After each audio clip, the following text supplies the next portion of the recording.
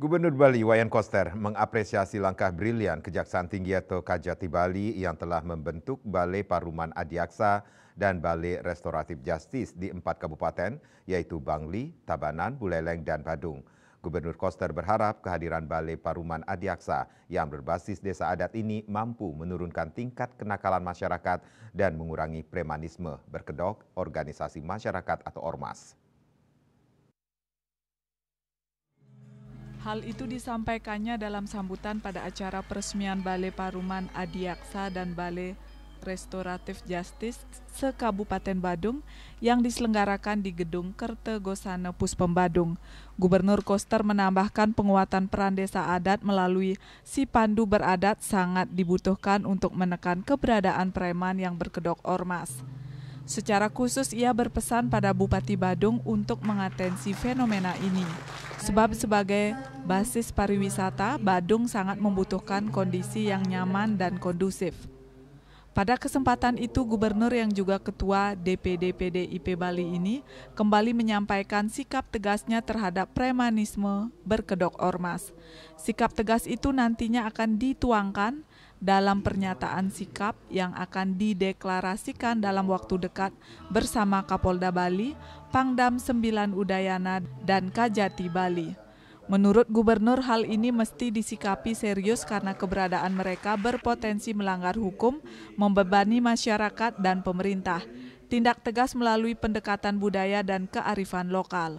Gubernur Koster mengapresiasi program Kejati Bali yang dinilai sangat brilian. Oleh sebab itu, ia antusias mengikuti kegiatan peresmian Balai Paruman Adiaksa dan Balai Restoratif Justice di setiap kabupaten. Gubernur Koster juga menyinggung keterkaitan program Balai Paruman Adiaksa dengan kepentingan Bali, khususnya penguatan desa adat. Dijelaskan olehnya desa adat di Bali memiliki perangkat yang lengkap. Eksekutifnya bendesa adat beserta prajurunya, legislatifnya sabe desa, yudikatifnya adalah kerta desa. Gubernur Koster merasa bangga karena program ini pertama kali diterapkan di Bali dan menjadi bagian penting dalam revitalisasi penguatan sistem hukum di desa adat melalui kerta desa. Gubernur Koster berharap kehadiran Balai Paruman Adiaksa dapat meningkatkan pemahaman masyarakat agar mampu menekan potensi perilaku yang melanggar hukum. Sementara itu, Kajati Bali Ketut Sumedana menyatakan program ini merupakan implementasi dari buku yang ditulisnya pada tahun 2018.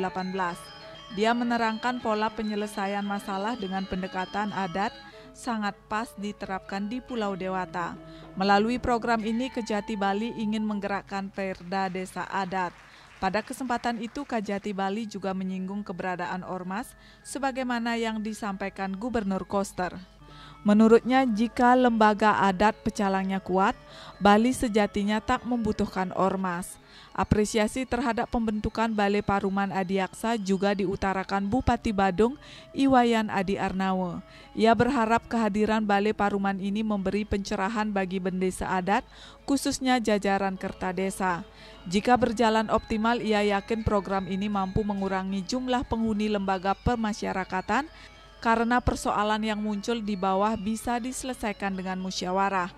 Peresmian Balai Paruman Adiaksa ditandai dengan penandatanganan prasasti oleh Kajati Bali Ketut Sumedana yang disaksikan Gubernur Koster, Bupati Adi Arnawa, dan Kajari Badung.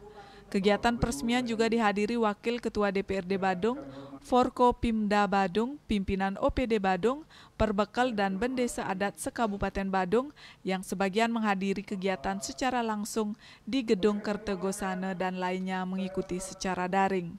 Tim Liputan Bali TV.